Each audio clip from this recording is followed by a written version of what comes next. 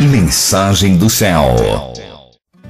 Trabalha, como é que fica isso, não é? Céu, ouvi dizer que lá no céu as pessoas ficam tocando arpinha em cima das nuvens, não é?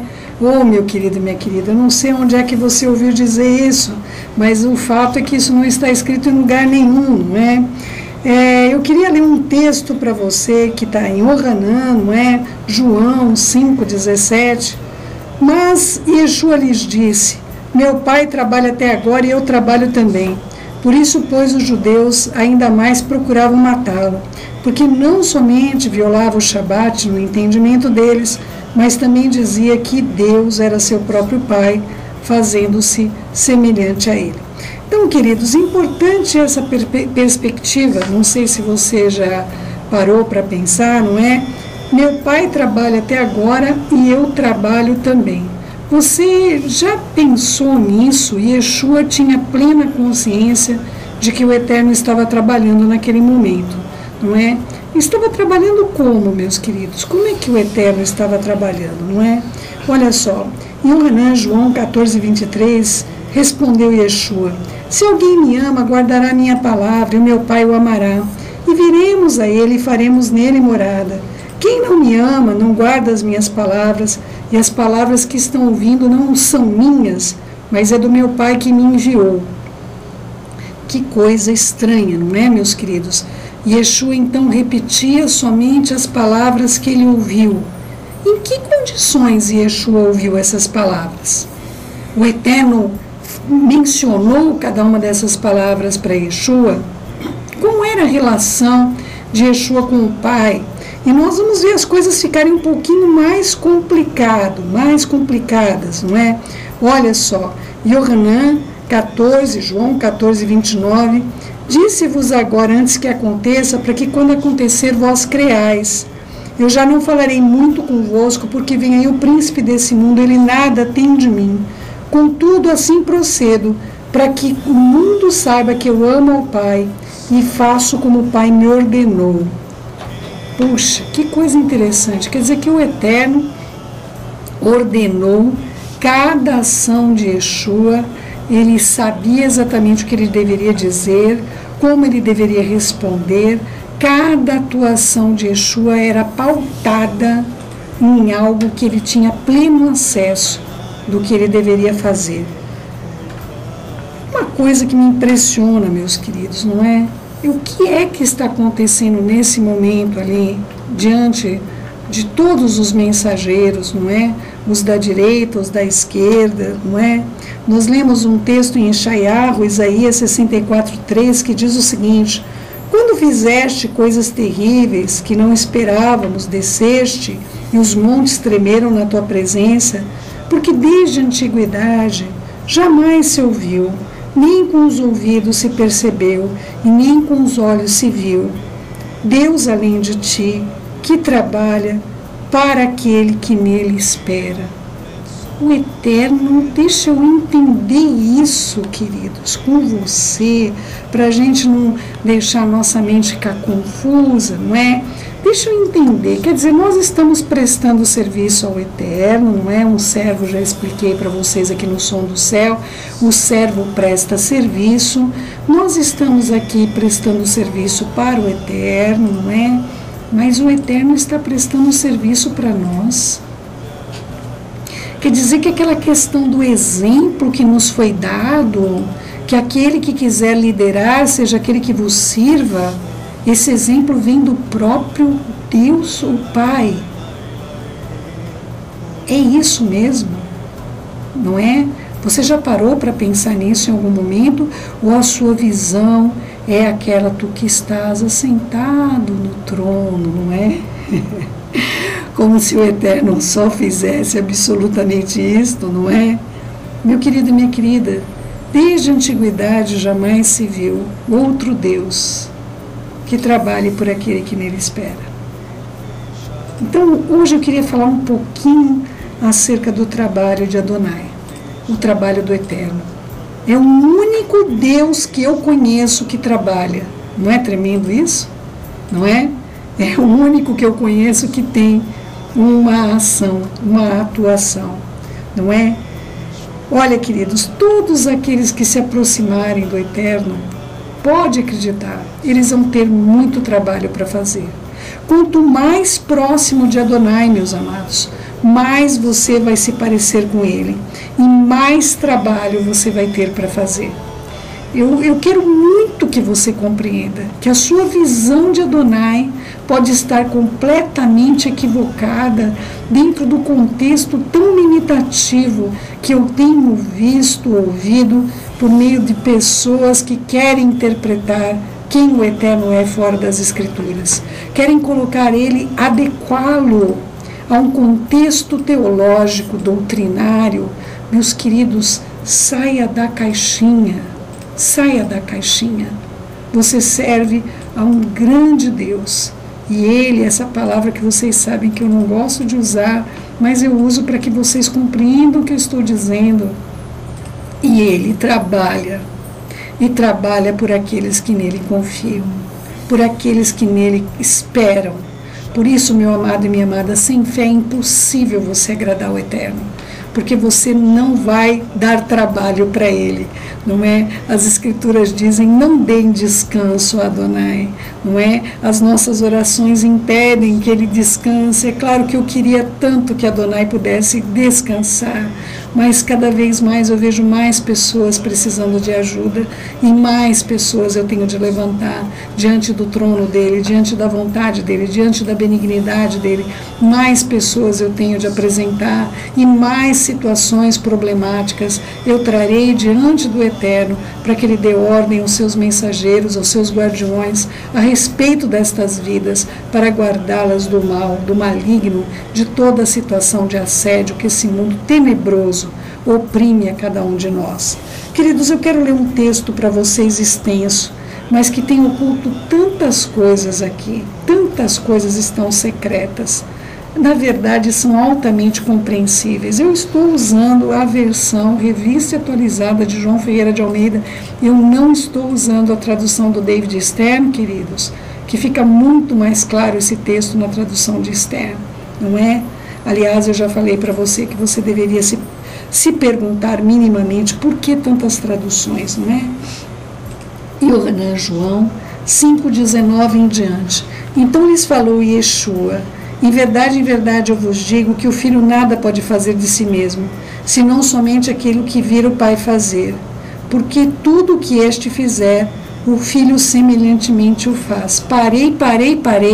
Já nesse começo aqui eu já parei total, não é? Peraí, deixa eu entender, o Eterno está curando o cego, está libertando os cativos, aonde que Ele está fazendo isso? Aonde? Como Yeshua tinha acesso a essa informação? Como a relação de Yeshua com Adonai era tão grande, ao ponto dele saber exatamente o que ele deveria fazer, se ele deveria permanecer numa cidade quando o amigo morria na outra, se ele deveria permanecer num lugar pregando ou deveria ir para outro lugar, se ele deveria enviar os seus shaliachim, os seus discípulos, os seus apóstolos, emissários para outro lugar, ou se eles deveriam permanecer ali. São muitas perguntas que nós temos acerca disso. Como é que Yeshua via o Pai fazendo e ele somente fazia semelhantemente? Queridos, o Pai, antes de qualquer coisa que Yeshua fizesse, o Pai tinha encaminhado uma ordenança. O Pai tinha realizado diante dele algo de modo prévio acerca daquelas pessoas às quais Yeshua se relacionava. Você tem esse tipo de amizade com o Pai? Ou você sai por aí fazendo as coisas da sua própria maneira, do seu próprio modo, e depois você ainda chora e grita, dizendo que Deus não te abençoa, não é? Como eu tenho ouvido isso. Continuando, João 5, versículo 20. Porque o Pai ama o Filho e lhe mostra tudo o que faz. Uau! Oh, meu Senhor, como eu estou longe disso. Eu vinha para cá orando sobre isso, queridos. Eu vim orando sobre isso no caminho, não é? O Pai ama o Filho e lhe mostra tudo o que faz, tudo o que opera. E maiores obras do que essas lhe mostrará, para que vos maravilheis. Pois assim como o Pai ressuscita e vivifica os mortos, assim também o Filho vivifica aqueles a quem Ele quer. Queridos, Yeshua tinha acesso atemporal. Yeshua tinha acesso de ver o Pai ressuscitando os mortos no final dos tempos. Yeshua tinha um acesso completamente livre da projeção de tempo e espaço, que nós somos tão limitados por tudo que nós achamos de coração, queridos, que a nossa existência é tudo. Nós esquecemos que os nossos avós morreram, muitos, não é? Já perderam seus avós, nossos bisavós morreram, nossos trisavós morreram, mas nós achamos que nós vamos ser eternos, viu, queridos? Nós achamos que tudo que significa para a Terra é esse período que nela ocupamos. Queridos, tudo que significa para a Terra esse período que nela ocupamos somente para nós, queridos. Somente na nossa mente, tão limitada, tão espacial e temporal que é a nossa mente, queridos. Queridos, muitos já viveram, muitas vidas já passaram nessa Terra, e todas elas viveram o mesmo paradigma de achar que o tempo delas era mais importante do que o de qualquer outra pessoa. Queridos, nós somos uma folha que cai de uma árvore e que seca. É isso que nós somos. A nossa vida é apenas isso, queridos. Nós precisamos parar de ampliar a importância de tudo que nos ocorre e a importância de tudo que nós fazemos.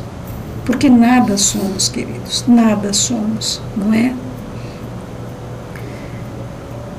E o Pai, versículo 22, ninguém julga, mas ao Filho confiou todo o julgamento. E Yeshua conseguia estar lá na frente já, ele via aquela pessoa, ele curava a pessoa, ele já viu o julgamento, ele já sabia se a pessoa ia ser salva, se ela não ia ser salva, qual era o argumento que havia sido dado.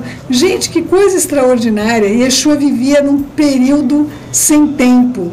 Que coisa extraordinária.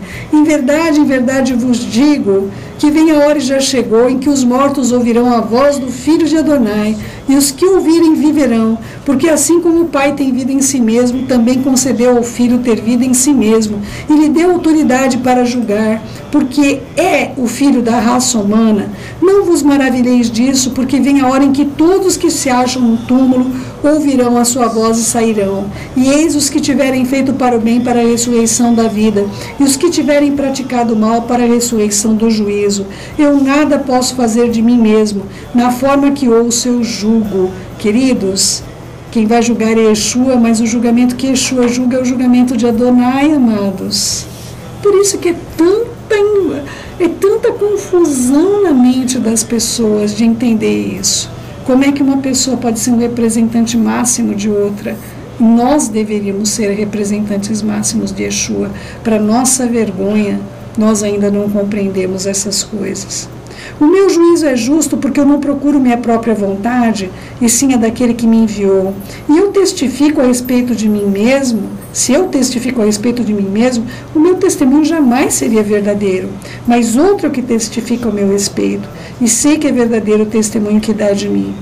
Mandaste mensageiros a Yohanan, o imersor, João Batista, e ele deu testemunho da verdade. Eu, porém, não aceito o testemunho de nenhum homem. Eu digo, entretanto, essas coisas para que vós sejais salvos. Queridos, as palavras que Yeshua nos disse eram todas elas as palavras pronunciadas pela boca do nosso próprio Pai que está no céu. Ele tinha acesso a todas essas informações, a todo o trabalho do Eterno, a toda a existência terrena. Ele tinha acesso a toda a situação dos bichinhos que estão perdendo as suas vidas, aos problemas atômicos que nós vivemos com Hiroshima e Nagasaki. Ele tinha acesso a todas as Segunda, Primeira Guerra Mundial, as guerrilhas que ocorrem nesse momento, a ausência total de cuidado e de zelo que o continente africano passa hoje, as situações que nós estamos vivendo com falta de água, de tantos cuidados e zelos que não estão sobre as nossas vidas. Ele tinha acesso de todas essas coisas. E ele sabia que o pai dele trabalhava. E ele só podia trabalhar porque o pai dele estava trabalhando. Você tem essa noção, meu querido e minha querida? Ou você tem uma noção que quando você apresenta alguma coisa para Adonai, ele fica ali parado no trono e não vai fazer absolutamente nada por você? Qual é a sua visão de Adonai, queridos? Um rei déspota sentado num trono, exercendo a sua autoridade máxima, e nós como pequenas formigas, as quais ele pode, com o seu pé, esmagar o momento que ele quiser. Meus queridos, cuidado com a visão que você tem. Esse mundo está para apresentar muitas mentiras para você e para mim também. Se nós não tivermos firmes na palavra, sabendo que nós vivemos para o único Deus que trabalha por aquele que nele espera. Nós vivemos para o único Deus que trabalha por aquele que nele espera. Por isso eu tenho te desafiar que o Senhor está trabalhando por você e você tem de saber confiar nele. Espera, pois, pelo Senhor, tem bom ânimo, espera, pois, pelo Senhor, confia nele e o mais ele fará. Ele vai fazer a sua justiça sobressair como o sol ao meio-dia. Ele faz, porque ele trabalha por aquele que nele espera. Sim, o Eterno trabalha, e trabalha mais do que todos nós, queridos. Ele trabalha incansavelmente, porque ele não pode se fatigar. Não dorme nem dormita o guardião de Israel.